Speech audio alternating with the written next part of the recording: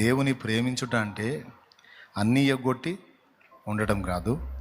దేవుడు అప్పగించిన బాధ్యతలన్నీ నెరవేర్చుట కూడా దేవుని ప్రేమించుటలో భాగమని మర్చిపోవద్దు. తల్లిదండ్రులు ఉన్నారా? వాళ్ళు తిన్నారా లేదా, వాళ్ళు ఎలా ఉన్నారు అని వాళ్ళని పట్టించుకోవటం దేవుని ప్రేమించటమే. దేవా, నువ్వంటే నాకెంత ప్రేమో తెలుసా, నేను నీకు 1000 రూపాయలు వేసాను ప్రభా. ఆయన అంటాడు, అమ్మ అన్నం తినలేదనుకుంటాను అంటాడు. వేస్ట్ ముసలోళ్ళు ప్రభా, వాళ్ళు వేస్ట్ ప్రభా. నేను అసలు నువ్వంటే నాకెంత లవ్వో లవ్వు. అరే లవ్ అని నా చెవిలో పెట్టకరా పువ్వు. నీకు జన్మనిచ్చి కనిపించి పెద్ద చేసిన అమ్మా నాన్నకంత కూడు పెట్టకుండా నాకేదో ఇచ్చానని లెక్కలు చెబుతున్నావు. ఎవడీమన్నాడు రా నిన్ను?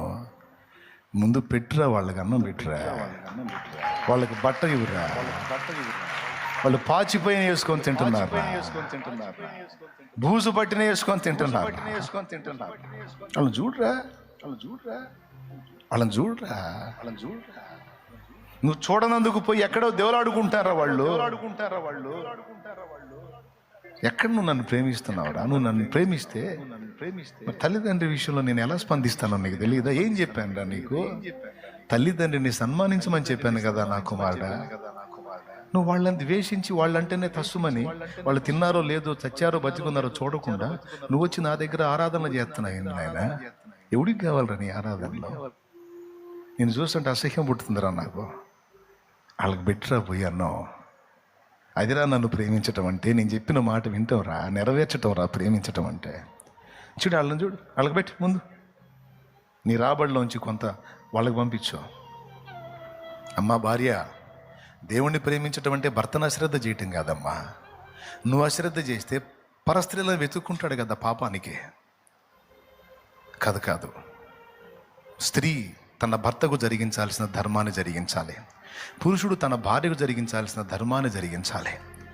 ఓ స్త్రీ, నీ దగ్గర తనకు ప్రేమ దొరక్కపోతే, ఆదరణ దొరక్కపోతే, నువ్వు భక్తి అంట తిరిగితే, తనను ప్రేమించి ఆదరించే వ్యక్తిని మరొక వ్యక్తిని వెతుక్కొని జారత్వ పాపంలో పడే అవకాశం ఉంది. దేవుని ప్రేమించడం అంటే ఏంటి? ఆ విషయంలో కూడా నీ బాధ్యతను నెరవేర్చాలి.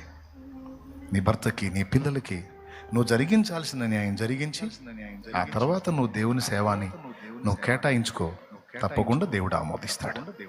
అంతేగాని వాళ్ళకంత అన్నం వండి పెట్టకుండా, వాళ్ళకంత బాధ్యత నెరవేర్చకుండా, వాళ్ళకి వస్త్రాలు శుభ్రపరచకుండా, నువ్వు చేయాల్సింది నువ్వు చేయకుండా, వండుకొని తినండి మొత్తం కలిసి వాగులో పడి సావండి అన్నట్టుగా నువ్వు ఇట్లా చేస్తే ఎట్లా కుదిరింది?